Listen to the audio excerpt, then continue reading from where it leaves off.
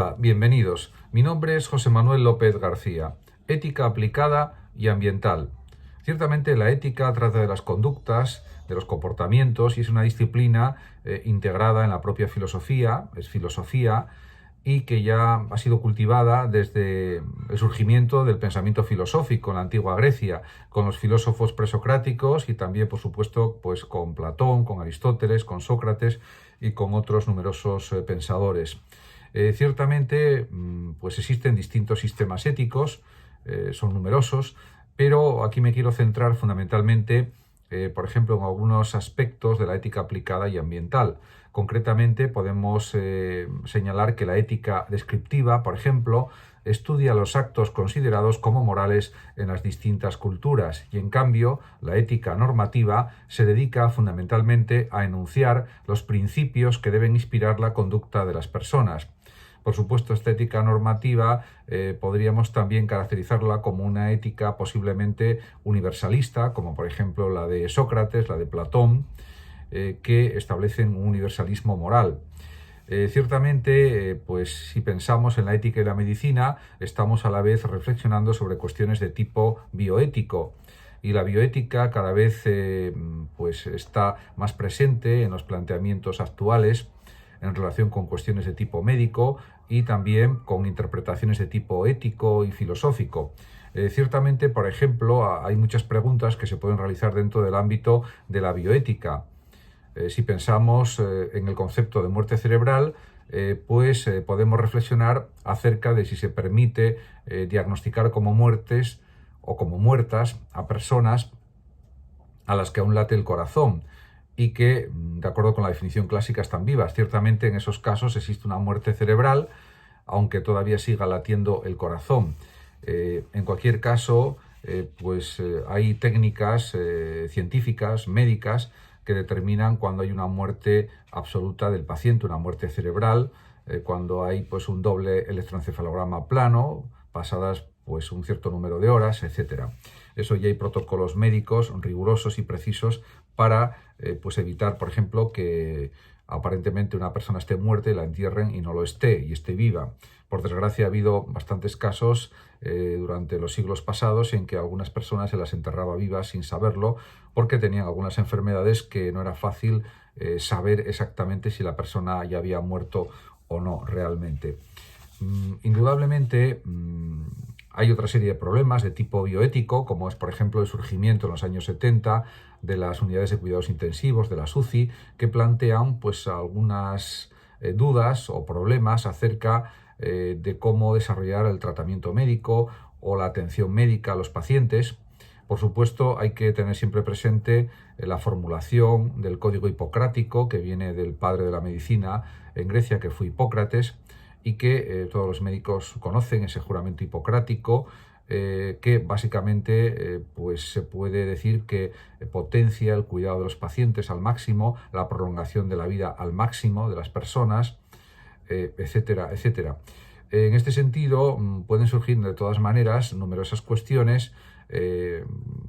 están directamente relacionadas con aspectos bioéticos. Por ejemplo,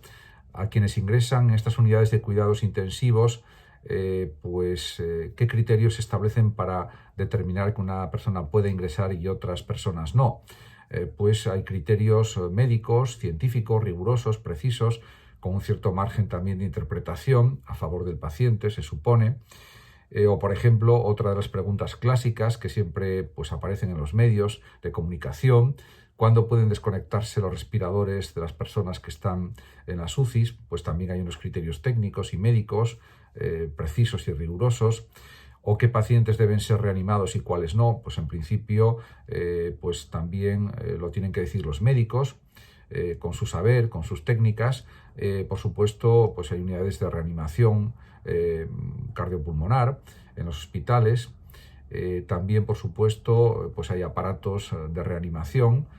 que están disponibles pues, en centros comerciales o que están presentes en los mismos y que pueden ser utilizados en un caso de emergencia o de urgencia, con unas instrucciones en formato de voz y en formato también legible, de tal manera que cualquier persona, aunque no tenga conocimientos sobre la cuestión, pues pueda utilizarlos en una situación de emergencia, aunque por supuesto también hay cursillos que preparan para el uso de estos aparatos de reanimación. Por supuesto, sigue habiendo pues numerosísimas preguntas en relación con estas cuestiones bioéticas. Por ejemplo, hay que tener en cuenta en todo esto solo los criterios médicos o también la voluntad de los pacientes, pues a la hora de intentar que la persona siga viviendo y que supere sus dolencias, o que aunque esté en una situación límite, que sea capaz de poder seguir viviendo, o hay que respetar la voluntad del paciente. Por supuesto, hay unos protocolos, por ejemplo, autorización para las operaciones quirúrgicas, etcétera, y para distintos tratamientos que tienen que contar con la aprobación de los pacientes, lógicamente. Pero sobre esto pues hay unas leyes, hay unas normas ya establecidas, aunque es cierto que se pueden cambiar o modificar en función de determinados parámetros o determinadas circunstancias, o simplemente de la voluntad de los legisladores, etcétera. También surgen otras preguntas en relación, por ejemplo, con qué papel o qué función desempeñan en la toma de decisiones en el ámbito médico, en el ámbito de la atención a los pacientes, por parte de los familiares, de las instituciones aseguradoras y del propio Estado, de la legislación del Estado, o diríamos de la regulación por parte del gobierno de estas situaciones a través de leyes, a través de normas. Por ejemplo, ¿debe un médico decir siempre la verdad a sus pacientes? Yo pienso que sí. En la práctica médica puede decir la verdad pues al propio paciente o a sus familiares si el paciente no la quiere saber,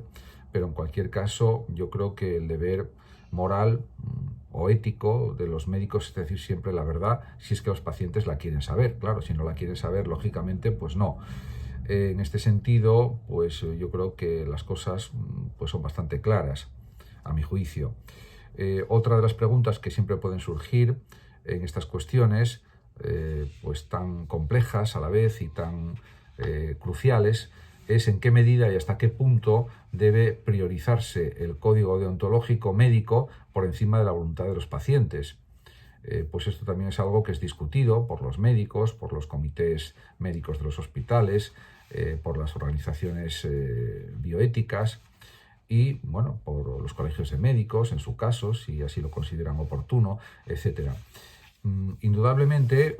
estos son temas que ahora están muy de actualidad por causa, por ejemplo, de la pandemia del coronavirus, pero que siempre han estado sobre la palestra o en la palestra pues desde hace pues, muchos años. En relación ya con la ética ambiental, pues cabe decir que uno de los objetivos prioritarios de los gobernantes actuales debe ser detener el calentamiento global, y es claramente un objetivo ético. Por supuesto, hay personas que niegan este calentamiento global, que consideran que pues, es un planteamiento erróneo o falso, pero la mayoría de los científicos y de los expertos en estas cuestiones del cambio climático, en cuestiones de meteorología, están afirmando que esto es cierto y que hay pruebas evidentes de que estamos asistiendo a un calentamiento del planeta. En este sentido, pues parece muy necesario que se preserve el medio ambiente, no solamente para nosotros mismos, sino para las siguientes generaciones que nos sucedan. En este orden de cosas está claro que hay una explotación del planeta para conseguir materias primas, pero el proceso de industrialización que surgió ya pues, a finales del siglo XVIII, la primera revolución industrial, y luego las siguientes revoluciones industriales que ha habido, especialmente pues, a principios ya del siglo XX, con la maquinización ya absoluta y completa en grandes partes del planeta, pues esto y la combustión pues de elementos fósiles como el petróleo pues y otros fósiles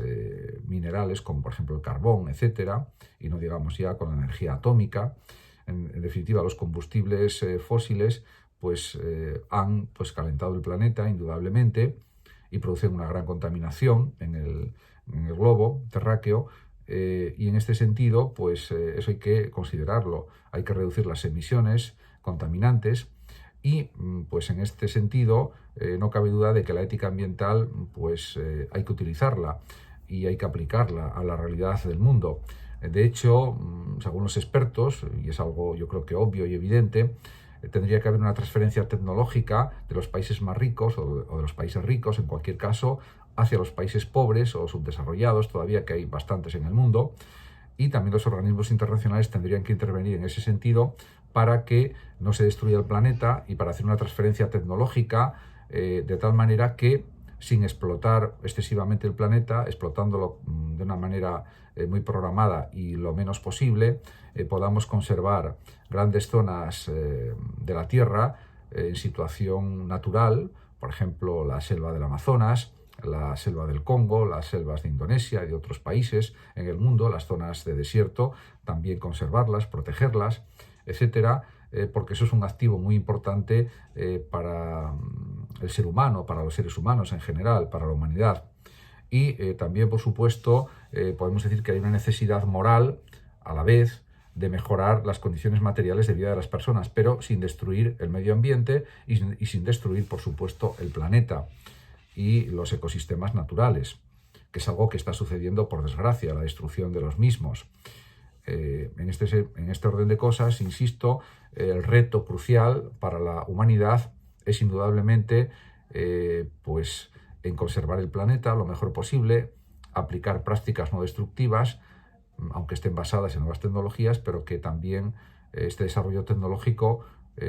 no sea contra la supervivencia del planeta o contra la supervivencia de masas forestales, de selvas, de la propia naturaleza en su estado pues, más puro y más primitivo. Y esto yo creo que sería posible con un uso racional de la tecnología y de la ciencia. Muchísimas gracias a todos por su atención. Saludos como siempre a los oyentes de Radio Sofando de México, y por último decir que el que lo desee puede compartir este vídeo en sus redes sociales, darle like o suscribirse a mi canal de YouTube. Hasta siempre.